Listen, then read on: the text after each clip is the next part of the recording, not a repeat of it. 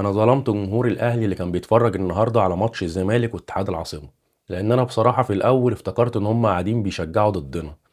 وكنت بقول في عقلي يعني الناس دي وصل بيها البؤس والتعب النفسي من الزمالك ان هم يشجعوا ضدنا في بطوله افريقيا.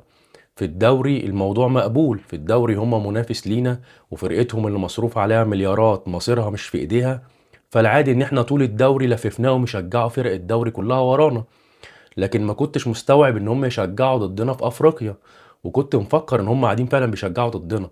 لحد ما افتكرت حاجة مهمة دي اللي خلتني بقول ان انا ظلمتهم، ان هم السنة الجاية هيلعبوا في الكونفدرالية.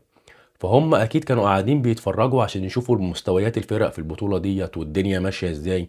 ما كانوش قاعدين بيشجعوا اتحاد العاصمة، لان مفيش بني ادم سوي يضيع ساعتين من عمره يقعد يشجع فريق مش فريقه اللي هو اتحاد العاصمة علشان يكسب الزمالك في بطولة هو أصلا مش طرف فيها.